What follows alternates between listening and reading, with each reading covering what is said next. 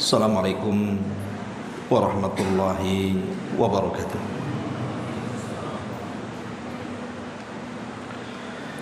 Bihamdillahi wassalatu wassalamu ala rasulillah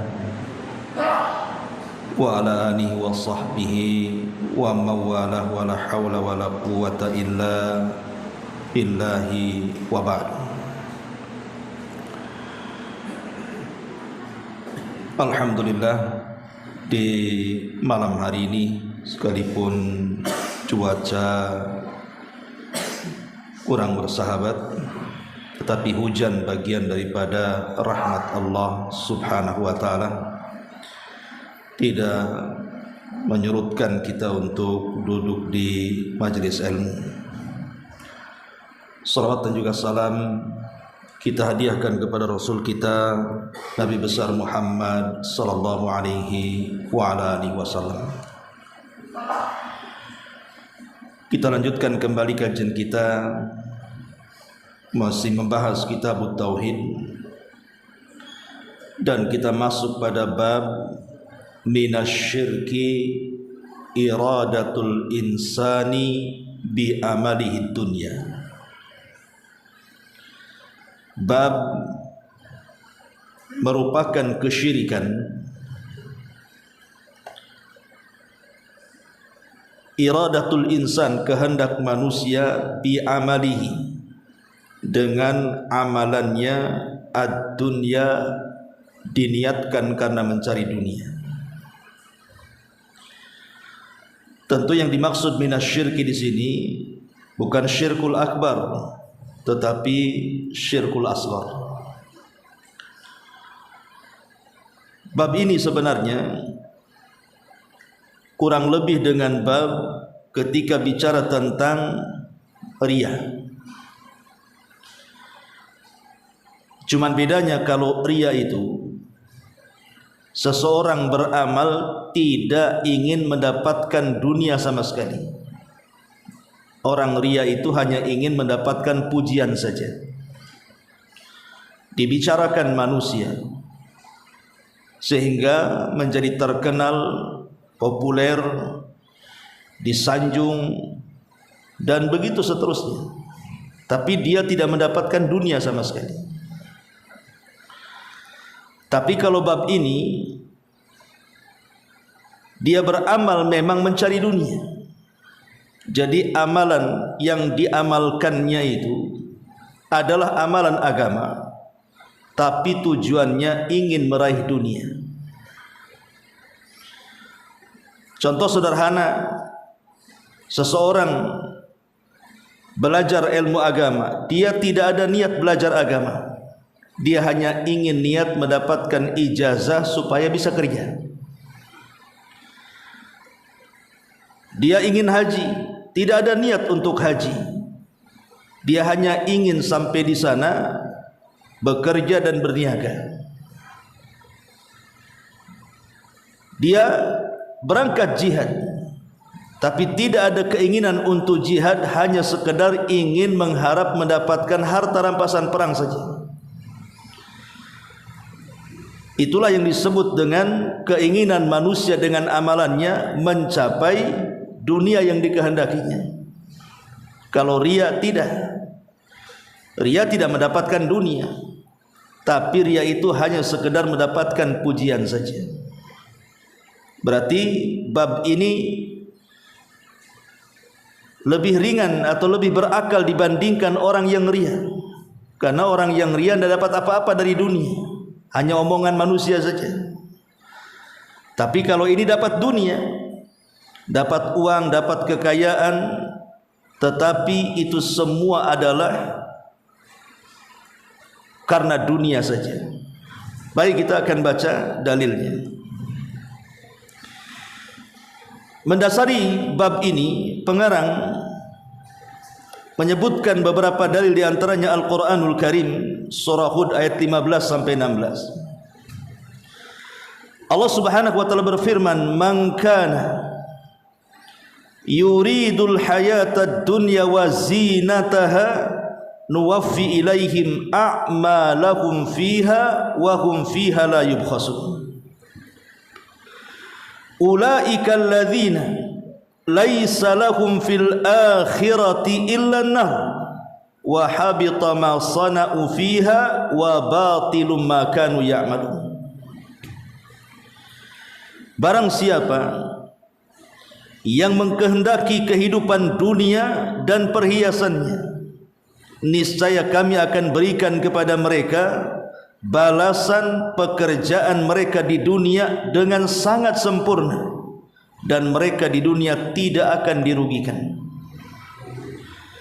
Mereka itulah orang-orang yang tidak memperoleh di akhirat kecuali neraka, dan lenyaplah di akhirat itu apa yang telah mereka usahakan di dunia, serta sia-sialah apa yang telah mereka kerjakan. Ma'asyiral muslimin wal muslimat rahimani wa rahimakumullah. Dahulu di zaman salaf ada seorang sahabat namanya Tufail al-Asbahi radhiyallahu anhu. Tufail al-Asbahi radhiyallahu anhu berjumpa dengan sahabat Muawiyah bin Abi Sufyan, katibu wahyin Nabi, pencatat wahyu Nabi. Terjadi dialog antara At-Tufail al-Asbahi dengan sahabat Muawiyah. Kata Muawiyah, ya Tufail, bukankah engkau mendengar sebuah hadis yang kau dengar dari Abu Hurairah radhiyallahu anhu? Ceritakan hadis itu kepada. Kemudian Tufail mengatakan, hadis yang mana wahai Muawiyah? Maka Muawiyah mengatakan, hadis tentang orang-orang yang akan pertama kali disentuh api neraka. Maka Tufail mengatakan, ya, aku mendengar langsung dari Abu Hurairah radhiyallahu an, Nabi sallallahu alaihi wasallam bersabda bahwa manusia yang pertama kali disentuh api neraka adalah 3 kelompok. Pertama, seorang pakar Quran. Ketika di dunia dia mengajarkan Al-Quran kemana-mana, diundang kemana-mana. Kemudian setelah mati dihadapkan kepada Allah subhanahu wa ta'ala, kemudian ditanya, apa yang kau lakukan di dunia? Maka sang qari mengatakan, qara'tu fikal Quran, ya Rabb, aku membaca Al-Quran karenamu, dan aku ajarkan Quran juga karenamu.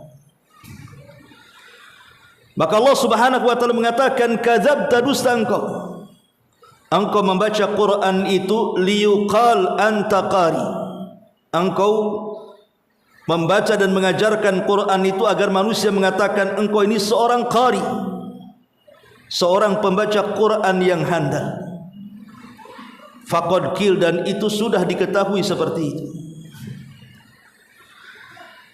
Kemudian Allah subhanahu wa ta'ala mengatakan kepada para malaikatnya, seret orang ini, masukkan ke dalam neraka. Kemudian kelompok yang kedua yang dipanggil adalah seseorang yang rajin sedekah selama di dunia. Tidak ada tempat yang layak untuk diberikan sedekah, dia sedekahkan hartanya di situ. Dia tidak bakhil, dia tidak medit, dia sangat dermawan. Ketika meninggal dihadapkan ke hadapan Allah subhanahu wa ta'ala, Allah mengatakan, apa yang kau lakukan di dunia? Maka dia mengatakan, ya Rabb, saat aku di dunia, aku ini ahli sedekah. Tidak ada tempat-tempat yang layak untuk ku sedekahi, pasti ku sedekah di situ. Tapi Allah mengatakan, apakah sedekah itu karenaku? Dia mengatakan, ya. Tasaddaqtu fika ya Rabb, aku sedekah karenamu. Maka Allah mengatakan, kadzabta, dustakan. Engkau bersedekah itu liyuqal annaka jawad, supaya manusia mengatakan bahwa engkau ini seorang yang sangat dermawan. Engkau hanya ingin mendapatkan pujian manusia saja. Maka Allah katakan kepada para malaikat, ambil orang ini, lempar ke dalam neraka. Kemudian kelompok yang ketiga, saat di dunia dia berjihad, dia menerobos medan tempur, kemudian dia meninggal sebagai syahid. Setelah meninggal, Allah panggil orang yang mati syahid ini, kemudian Allah katakan, apa yang kau amalkan di dunia? Maka orang ini mengatakan, qataltu fika hatta ustushhidtu ya Rabb, aku berperang karenamu sehingga aku mati syahid. Maka Allah mengatakan, kadzabta, dusta engkau melakukan itu supaya manusia menganggap engkau ini seorang pahlawan, niatmu bukan karenaku. Maka Allah katakan kepada para malaikat, seret orang ini, masukkan ke dalam neraka. Inilah tiga manusia yang akan pertama disentuh api neraka, padahal mereka beramal amalan akhirat. Tapi kenapa masuk neraka? Bukankah membaca Quran dan mengajarkan Quran itu amalan akhirat? Bukankah orang yang bersedekah membantu orang-orang fuqara wal masakin amalan akhirat? Bukankah orang yang berjihad memperjuangkan agama Islam sampai dia mati syahid itu amalan akhirat? Kenapa ujung-ujungnya masuk neraka? Harusnya mereka masuk surga. Karena ketika yang satu seorang pakar qari, pakar Quran, dia ketika membaca dan mengajarkan Quran, zahirnya saja amalan akhirat, tapi niatnya karena dunia, ingin mendapatkan pujian manusia. Yang kedua juga sama, yang bersedekah juga ingin dunia supaya manusia menganggap dirinya sang dermawan. Begitu juga seorang yang mati syahid supaya manusia menganggap dirinya sang pahlawan.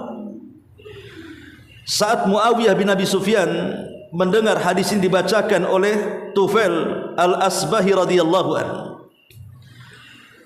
fabaka Muawiyah bin Abi Sufyan, maka Muawiyah pun menangis. Setelah dia menangis, kemudian dia merenung sesaat, kemudian dia mengatakan, sadaqallahul azim, sungguh Allah subhanahu wa ta'ala maha benar dengan segala firman-Nya.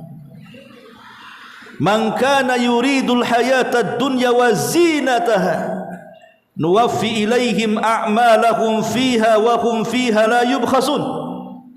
Kemudian Muawiyah membacakan ayat ini, barang siapa yang menghendaki kehidupan dunia dan perhiasannya, niscaya kami berikan kepada mereka balasan pekerjaan mereka di dunia dan mereka tidak pernah dirugikan. Tetapi ulaika alladzina laisa lahum fil akhirati illa an-nar, mereka orang-orang yang tidak akan dapat bagian di akhirat kecuali neraka. Wa habita ma sana'u fiha, habis semua apa yang mereka lakukan di dalamnya. Wa batilu ma kanu ya'malun, dan sia-sialah apa yang telah mereka lakukan di dunia. Itulah bahayanya orang yang melakukan amalan akhirat ditujukan kepada dunia. Tetapi ada catatan,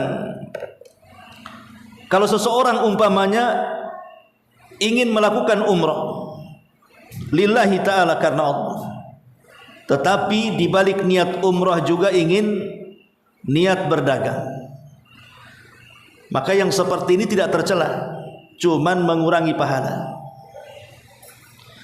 Seseorang berjihad karena Allah jihadnya, tetapi di balik jihad karena Allah juga dia mengharap ghanimah, harta rampasan perang, tidak tercela, tetapi pahalanya dikurangi. Seseorang menjadi muadzin lillah karena Allah, tetapi di balik itu juga ada harapan, ada bayarannya, tidak tercela, tetapi mengurangi pahala. Kalau ingin sempurna pahalanya, kalau ingin haji ya haji saja, kalau ingin umroh ya umroh saja lillahi ta'ala, kalau ingin jihad ya lillahi ta'ala, tidak ada embel-embel di dalamnya di balik dunia. Tetapi yang dimaksud dalam bab ini adalah seseorang berangkat haji atau umrah memang tidak ada niat haji dan umrah, berangkatnya itu hanya untuk berjualan saja, berniaga saja, belanja saja. Atau seseorang perang memang tidak ada keinginan untuk membela agama Allah, perangnya itu dia hanya ingin mendapatkan harta rampasan perang. Lah itulah yang dimasukkan dalam bab ini, termasuk minasyirki, maksudnya syirkul asghar, syirik kecil. Baik ma'asyiral muslimin wal muslimat rahimani wa rahimakumullah. Bicara tentang ayat ini, man kana yuridul hayatad dunya, barang siapa yang menghendaki kehidupan dunia dan perhiasannya, nuwaffi ilaihim a'malahum fiha wa hum fiha la yubkhasun, maka kami akan berikan kepada mereka balasan pekerjaan mereka dan mereka tidak akan dirugikan, artinya akan disempurnakan keinginannya. Tapi ingat, di akhirat mereka tidak akan dapat apapun. Dari sini para ulama mengatakan bahwa dunia ini sesuatu yang sangat hina, sesuatu yang sangat hina. Makanya Allah akan berikan. Seseorang belajar mencari ilmu tidak ada niat kecuali hanya akan mencari ijazah saja supaya dia bisa bekerja. Allah berikan, Allah berikan. Seseorang umpamanya berjihad memang ingin ghanimah saja, Allah berikan, Allah berikan, dapat dia ghanimah. Dan begitu seterusnya. Ketika Allah Subhanahu wa taala memberikan keinginan dunianya, walaupun niatnya akhirat itu sebagai tumpangannya saja, hakikatnya mencari dunia, kenapa Allah berikan? Pertama, itu bentuk istidraj. Yang kedua, itu menunjukkan bahwa dunia ini sangat hina. Dunia ini sangat hina. Allah akan berikan kepada siapa saja karena dunia ini tidak ada nilainya. Makanya kenapa Nabi SAW mengatakan, "Lau kanatid dunya ta'dilu janaha ba'udha, ma saqa kafir syurbata ma'in." Kalau seandainya dunia ini ada sedikit manfaatnya walaupun hanya seperti sayap nyamuk, tentu satu kafir pun tidak akan diberikan minum oleh Allah Subhanahu wa taala. Tapi karena dunia tidak ada manfaatnya, makanya Allah limpahkan dunia kepada orang kafir. Bahkan hari ini kita tahu yang paling kaya orang kafir. Menunjukkan bahwa banyaknya dunia itu bukan sebuah kebaikan. Karena orang kafir lebih kaya dibandingkan kita. Kalau memang kaya itu sebuah kebaikan, berarti orang kafir lebih baik dibandingkan kita. Tidak, dunia ini bukan tanda kebaikan. Makanya di zaman Nabi SAW, Umar ibn Khattab radhiyallahu anhu bercerita, saat dia melihat kondisi Nabi SAW yang memprihatinkan dalam peristiwa Ilah. Peristiwa Ilah itu maksudnya Rasul SAW tidak mau menggauli istrinya hampir 1 bulan karena istrinya melakukan nusuz kepada Rasul, sehingga kemudian terdengar kabar bahwa Nabi SAW menceraikan istri-istrinya, padahal belum. Cuman itu tersebar gosip seperti itu. Maka Umar kemudian ingin mendatangi Rasul dan bertanya, apakah betul dia menceraikan istri-istrinya? Karena salah satu istri Rasulullah putri dia Hafsah. Ketika masuk ke ruangan, rupanya Nabi SAW berada di tikar pelepah kurma, yang kalau tidur kemudian bangun, maka pelepah kurma itu akan menggaris punggung dan pundaknya. Dari situ Umar bin Khattab radhiyallahu anhu pun mengatakan kepada Nabi SAW, "Ya Rasulullah, orang seperti anda yang mulia ini harusnya seperti Raja Persia dan Romawi, tidur di kasur empuk penuh dengan dayang-dayang, penuh dengan kekayaan dunia. Kenapa engkau seperti ini?" Maka kemudian Nabi SAW ketika mendengar hal itu mengatakan, Ya ibnal Khattab, wahai Ibn al-Khattab, ulaika qaumun ujjilat lahum thayyibatuhum fil hayati dunya. Wahai Ibn al-Khattab, wahai Umar, mereka orang-orang kafir itu, Persia dan Romawi itu, mereka adalah orang-orang yang disegerakan untuk mereka kebaikan mereka hanya dalam kehidupan dunia saja. Apakah kamu redha dengan dunia dan melupakan akhirat ya Ibn al-Khattab? Sesungguhnya bagi kita akhirat bukan dunia. Makanya Nabi SAW mengatakan, mali walid dunya. Apa urusanku dengan dunia, kata Rasul. Dunia ini seperti orang yang safar, kemudian duduk di bawah pohon bernaung, kemudian pergi lagi. Makanya Rasul mengatakan kepada Ibnu Umar, kun fid dunya ka'annaka gharib au abiris sabil. Wahai Ibnu Umar, jadilah di dunia ini seperti orang asing atau seperti yang melintas jalan saja. Karena dunia bagi seorang mukmin itu sijen, dia penjara. Tetapi bagi orang kafir dia adalah surga. Sebagaimana Nabi SAW mengatakan, ad-dunya sijnul mu'min wa jannatul kafir. Dunia ini penjara bagi orang-orang yang beriman, tapi surga bagi orang-orang kafir.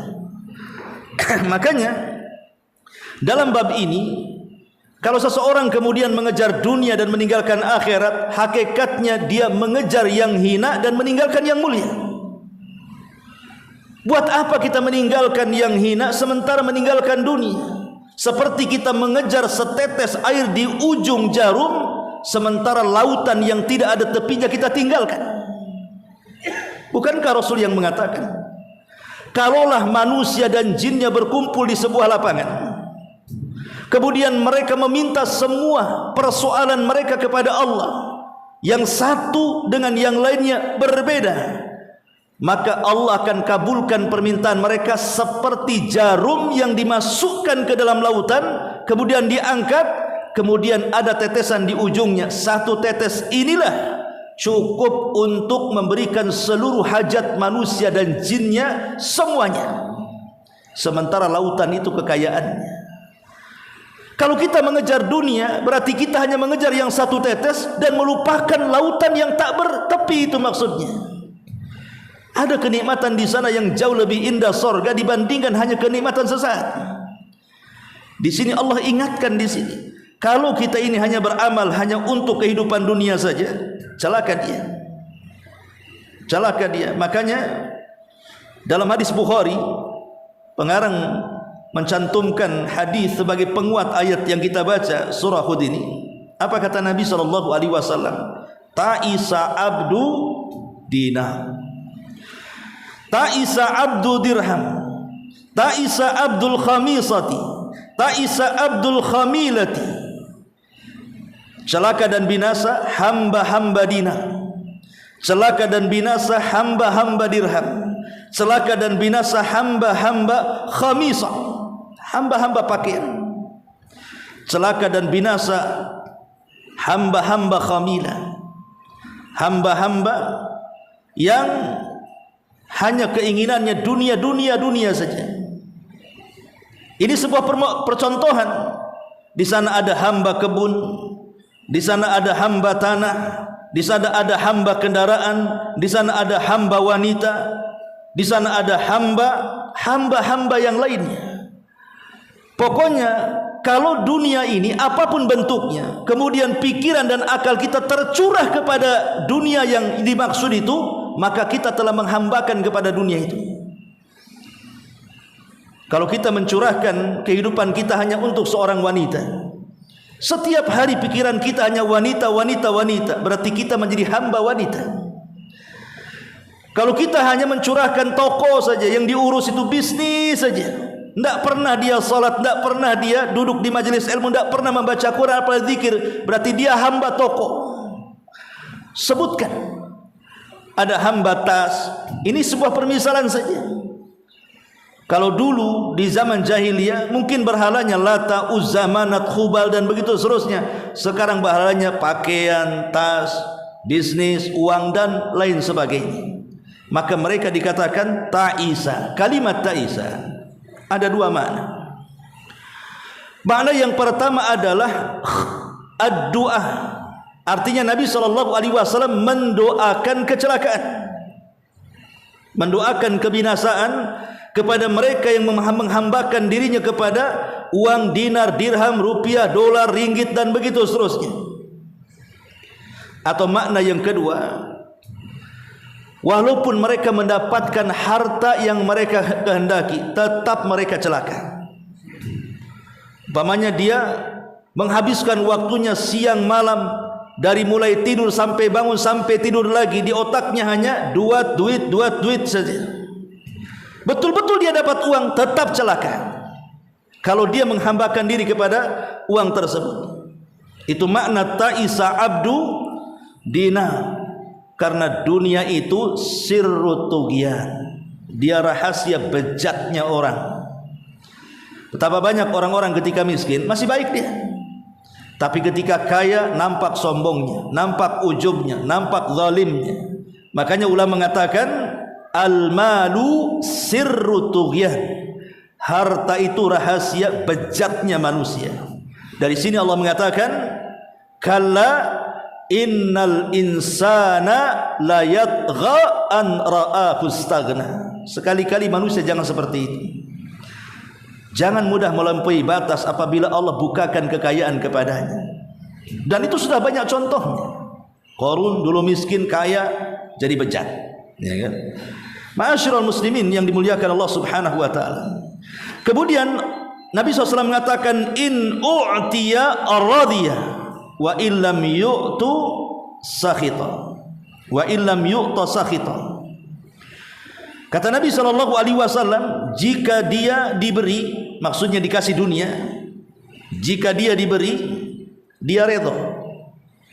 Tapi kalau dia tidak diberi dunia oleh Allah Subhanahu wa taala, sakhita, dia pun marah. Itulah hamba dunia.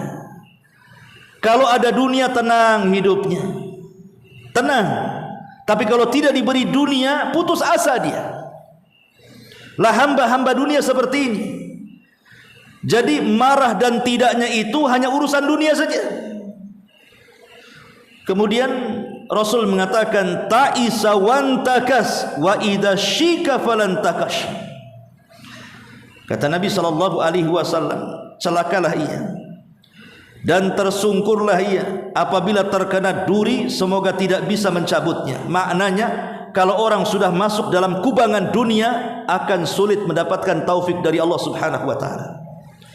Dia makin keseret dan susah mendapatkan hidayah.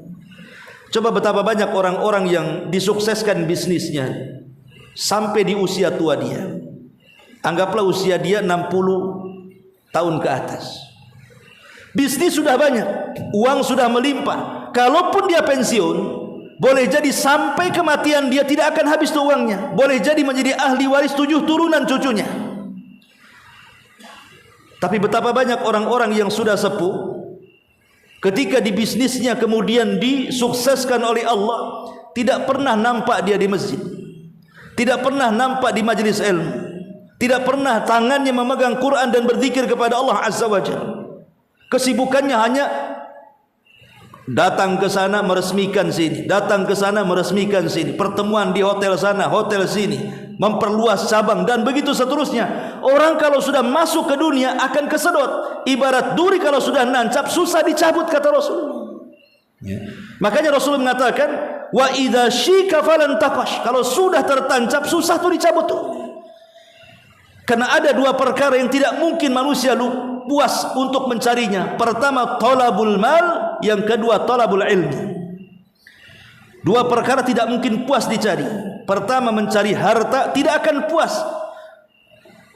Walaupun kita berkeinginan, kalau saya sudah punya rumah, sudah punya kendaraan, bagi saya sih cukup. Kata siapa? Setelah Allah kasih rumah, kasih kendaraan, minta lagi 1 rumah, minta lagi 2 rumah.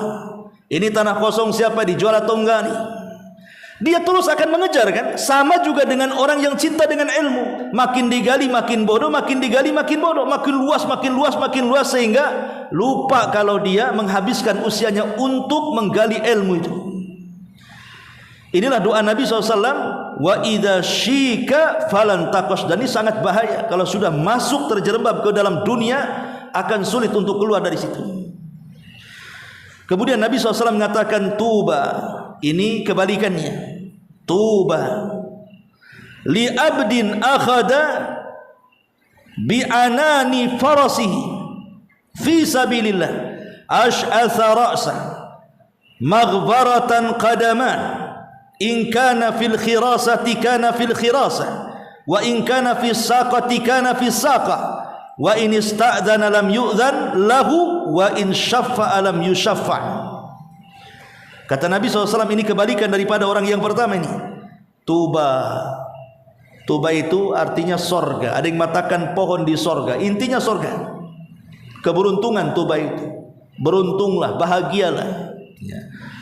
Siapa yang akan mendapatkan kebahagiaan itu? Bahagialah seorang hamba yang memacu kudanya berjihad di jalan Allah, kusut rambutnya, berdebu kedua kakinya. Bila ia ditugaskan pemimpinnya sebagai penjaga, dia setia berada di pos penjagaannya. Dan bila ditugaskan di garis belakang, dia akan setia di garis belakang. Kalau dia minta izin untuk menemui raja atau penguasa, tidak diperkenankan. Jika bertindak sebagai pemberi syafaat, maksudnya sebagai perantara, maka dia tidak akan diterima syafaatnya. Artinya tidak dikenal. Dia seorang mujahid yang memperjuangkan agama Allah, berperang di jalan Allah, miskin, tidak dikenal orang. Tapi ketika niatnya karena Allah Subhanahu wa ta'ala, walaupun manusia tidak kenal dia di dunia, tapi dia menjadi selebritis di langit di hadapan Allah Subhanahu wa ta'ala. Dari sini menunjukkan bahwa salah satu alamat keikhlasan orang beramal itu, orang yang ikhlas itu adalah menyembunyikan amalannya. Cukuplah Allah saja tujuannya. Sementara orang yang pertama, abdu dinar, mereka yang menampakkan amalannya hanya mengejar dunia, yang satunya mengejar akhirat. Dan di dunia ini, di akhirat ini cuma ada dua tempat saja, sorga ataupun neraka. Makanya Allah mengatakan ulaika laisa lahum fil akhirati illan nar. Orang yang seperti ini tujuannya hanya dunia-dunia saja, di akhirat dia akan dimasukkan ke dalam neraka, naudzubillah. Ma'asyiral muslimin yang dimuliakan Allah Subhanahu wa taala, baik kita akan petik faedah dari pembahasan kita. Apa yang kita bisa petik dari pembahasan kita ini? Ma'asyiral muslimin wal muslimat rahimakumullah. Dalam pembahasan ini pentingnya kita ini mengikhlaskan niat dalam setiap amal kita. Dan niat ikhlas itu kan ada dhabitnya. Dhabit itu artinya ada kaedahnya. Seperti apa orang yang beramal itu ikhlas? Pertama, alla ya'mal min ajli an yarahun nas. Beramal bukan karena ingin dipandang manusia. Orang yang ikhlas adalah orang ketika beramal tujuannya bukan untuk dilihat, dibicarakan oleh lisan-lisan manusia, alias tidak riya dan sum'ah. Yang kedua, alla yata'allaq qalbuhu bimadhin nas au dhammihim lahu. Hatinya tidak terpengaruh dengan pujian manusia atau celaan manusia kepadanya. Bagi dia pujian dan celaan itu sama saja. Tidak menjadikan pujian besar kepala, tidak menjadikan celaan kecil pula badan kita, merasa terhina. Jadi sama saja di mata dia. Karena hati orang baik itu tidak mungkin berubah. Mau orang memuji dia ya seperti itu hatinya, mau mencela juga ya seperti itu hatinya. Lam tataghayyar, tidak berubah sama sekali hatinya. Kemudian yang ketiga, an yakuna ikhfa'ul amali wal israru bihi ahabbu ilaihi min idharihi. Menyembunyikan amalan atau menyamarkan sebuah amalan lebih dicintai bagi dia dibandingkan menampakkannya. Jadi kalau seandainya bisa disembunyikan, disembunyikan sama dia, dan itu lebih dicintainya dibandingkan harus ditampakkan kepada manusia. Dan ini ciri orang ikhlas. Karena ciri orang yang tidak ikhlas itu selalu ingin ditampak-tampakkan amalan. Kemudian yang keempat, an yakuna harisan alal bu'di an mawatiniz zuhur wasyuhrah illa an yakuna fi dzalika maslahah. Dia bersikeras pada setiap amal akhirat yang dilakukannya itu menjauh dari tempat-tempat yang mengundang pandangan manusia kepadanya, yang mengundang mata manusia melihatnya, karena itu juga yang menjadikan rangsangan riya dan sum'ah. Dia jauhi tempat-tempat seperti itu. Kemudian juga yang nomor 5, alla yazidu fil amali, alla yazidu fil amali li ru'yatin nas.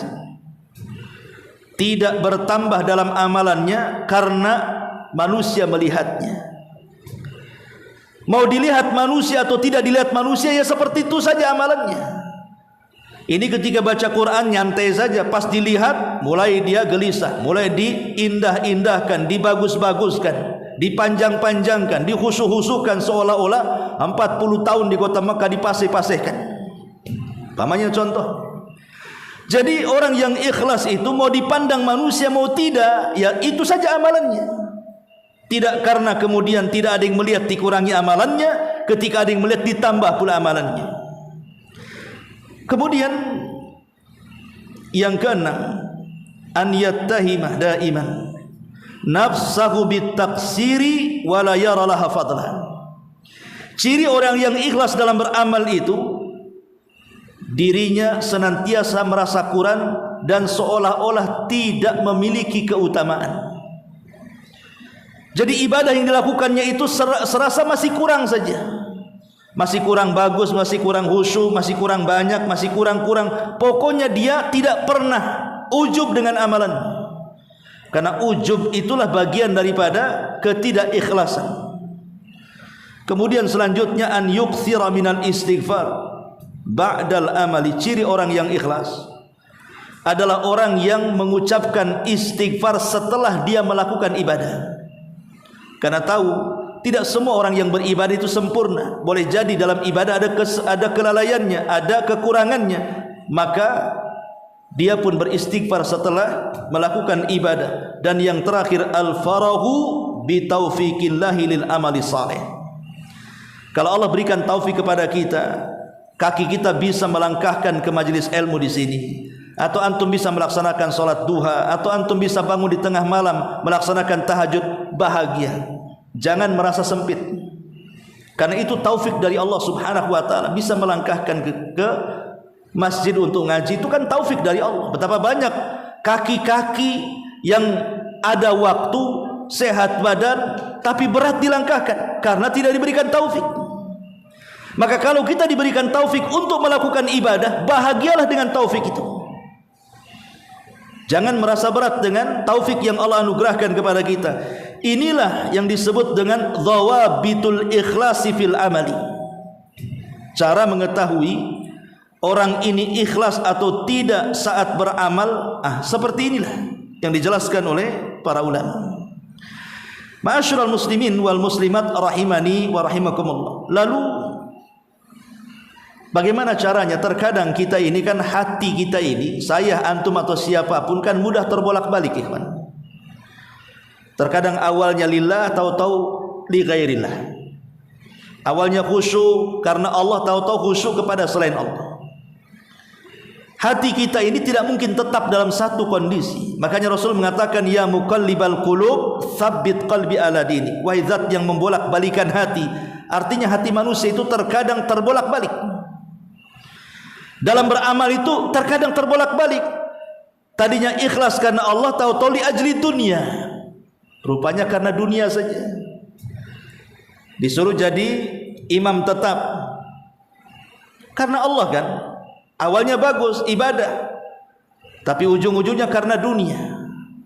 Menjadi muazin juga demikian, menjadi guru begitu juga, menjadi pendakwah begitu juga.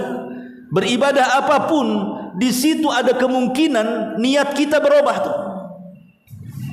Maka siapapun yang dia menjadi imam, tidak ada keinginan untuk menjadi imam hanya karena ingin gajinya saja. Dia seorang muadzin, tidak ada keinginan untuk menjadi muadzin sebenarnya, hanya ingin gajinya saja.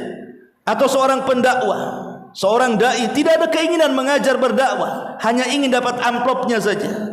Atau seorang yang umroh, tidak ada keinginan umroh, hanya ingin berniaga saja. Atau orang yang berperang, tidak ada keinginan jihad, hanya ingin ghanimah saja. Itulah yang dimaksud bab ini. Seseorang beramal akhirat tapi tujuannya dunia. Ini masuk kepada syirkul asghar, syirik kecil. Karena mensyarikatkan. Tapi kalau menjama itu tidak masuk. Seperti yang saya contohkan di awal, menjama itu, saya menjadi imam lillah, saya ingin dapat pahala juga. Tapi satu sisi kan tidak mungkin juga saya bekerja, siapa yang jadi imam? Ya saya juga ingin gaji lah. Dan begitu umpamanya ya. Saya menjadi muadzin lillah supaya saya dapat pahala dengan suara saya sehingga orang datang ke masjid. Tapi tidak mungkin juga kalau saya kerja di luar, saya jadi muadzin, ya saya juga mengharap gaji. Itu namanya menjamak namanya. Lah menjamak seperti ini, pahalanya berbeda dengan mutlak nggak apa-apa jadi imam. Saya jadi imam saja, saya sudah ada gaji dari luar. Saya jadi muadzin saja, saya sudah ada gaji dari luar. Saya pendakwah saja, saya sudah ada usaha dari luar. Itu akan berbeda pahalanya dengan orang yang menjamak karena Allah dan karena dunia. Tapi tidak tercela. Tidak tercela kalau menggabungkan itu. Yang tercela itu kalau tidak menggabungkan. Niat thalabul ilmi itu tidak ada niat mencari ilmu, hanya ingin cari ijazah. Nah, itu yang tercela. Tapi kalau dia saya ingin pinter, ingin mengajak manusia ke jalan Allah, sekalian juga dapat ijazah supaya bisa kerja, nah, itu tidak dicela, cuman mengurangi pahala kata ulama. Ya. Ma'asyiral muslimin yang dimuliakan Allah Subhanahu wa taala. Lah bagaimana caranya? Apa wasilahnya supaya hati kita ini tidak mudah tergoda dengan dunia, tergoda dengan pujian manusia, dan begitu seterusnya. Pertama wasilahnya, wasilah ilajnya, maksudnya wasilah supaya bisa diobati. Ya. An ya'lamal insan anna madhan nas la yanfa'u in kana indallahi madmuman. Ketahuilah bahwa pujian manusia kepada kita atau dunia yang manusia berikan kepada kita itu tidak akan ada manfaatnya bagi kita kalau kita masih mendapatkan celaan Allah Subhanahu wa taala. Buat apa kita dapat dunia kalau Allah mencela kita? Maunya kan kita dapat dunia, Allah memuji kita. Tapi kalau kita dapat dunia, dapat sanjungan manusia, dapat harta benda dan begitu seterusnya, buat apa kalau kemudian hidup di dunia Allah mencela kita? Tidak ada kemuliaan bagi kita. Ini yang pertama, manusia harus tahu tuh. Yang kedua, an ya'lamal insan annal makhluk adh-dhaif alladhi yutlab madhuhu la yamliku lahu dharran wala naf'an khasatan yauma yaqumun nas li rabbil alamin. Manusia harus tahu bahwa makhluk ini adalah sesuatu yang lemah. Pujian manusia kepada kita atau manusia memberikan dunia kepada kita, mereka makhluk yang lemah, tidak sekuat Allah Subhanahu wa taala. Sehingga karena makhluk itu tidak ada di tangannya memberikan manfaat dan mencegah madarat, lalu apa yang diharapkan dari mereka?